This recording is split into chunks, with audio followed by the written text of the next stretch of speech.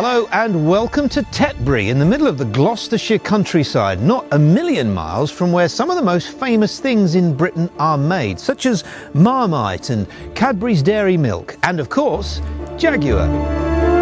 Although owned by a company in Mumbai, Jaguar, like a cup of tea or the Queen, are still as British as ever, and they make 12 different versions of the F-Pace, all of which are held in high regard. This one is the 2-litre diesel version with 180 horsepower. Now I know I said diesel, and that is possibly a British swear word, but maybe not, because this is what's known as a Euro 6 engine, and that means that if you want to take it into London or a big city, you won't have to pay the T charge. Actually, that'll probably change, so we probably need to say, do you want me to say at the moment? Okay. You won't have to pay the T charge at the moment. Yeah, we'll stitch that together. Here in the back, there isn't as much room as I thought for a car like this, but it is luxurious. And because most of the people that are going to be travelling back here are going to be under 12 or on their phones, it's not going to matter. What is how comfortable it is. And even though most of the people that drive SUVs today are women, there is something very gentlemanly about this car. I don't know how they've done it, but I have a feeling there's going to be more men driving these than there are women. But we shall see. On now to our first mission. Can the 2-litre diesel be powerful enough to carry this 1,775 kilos around? To find out, here we are on a runway, which is unusual for a 2-litre car. Now there's also a 163 horsepower version of this, which I don't think will be powerful enough. However, if I go into sport mode, the 8-speed gearbox should carry me off down the runway without me running out. So let's see. And away we go. Bit slow off the line, 430 Newton meters of torque working here. Now we're at 48, 51 and 60. So actually, that is a respectable 0 to 60, particularly because this is a big SUV. I'm going to give that a resounding pass and say, how impressive. Mission complete.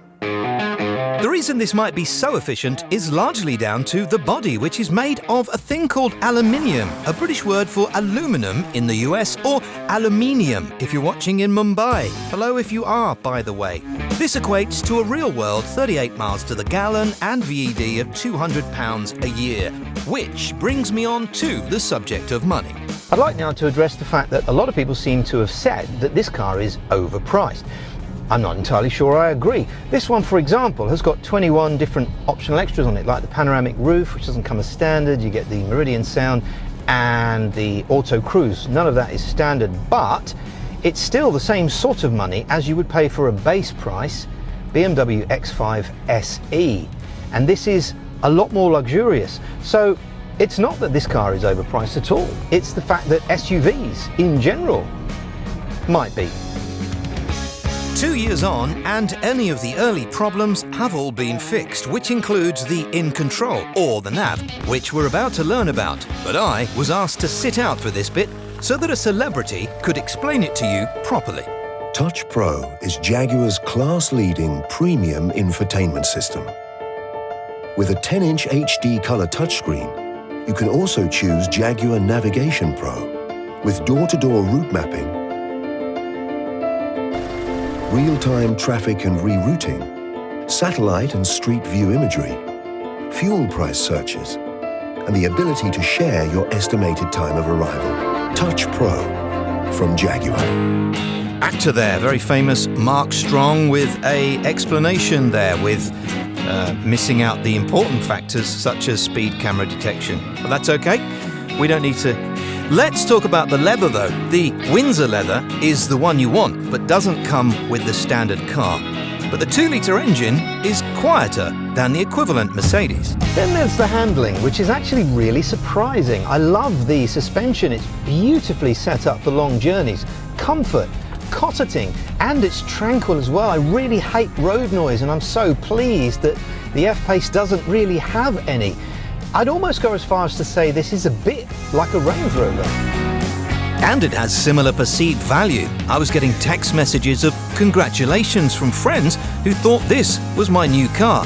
It wouldn't be because the touchscreen drove me nuts, but that wouldn't have bothered them and probably won't you. You'll welcome the chance to drive something unique, made in Solihull, so that, as James Bond might have said, you can keep your British end up. So, what do we think? Well, I think the best way to enjoy this car would be with the bigger engines or the petrol, but don't discount the 2 litre because it is good, and there are some prices there which I think will surprise you. And I say that for 3 reasons. The first is, well, it's got a lot of car park. It's an original car. Secondly, it's the biggest boot in the class. And thirdly, and possibly most obviously, it's one of the last and final things we still make here in Britain. In fact, they'll probably change that, won't they, at some point? So should we just say at the moment? At the moment. Time can never be your trusted friend or your sworn ally. No, it's the harshest mistress of all. And life is just a chain of moments spent, 1,000 hellos and goodbyes. Maybe a love like Hey, the T-Charge can lead out its is here to find out.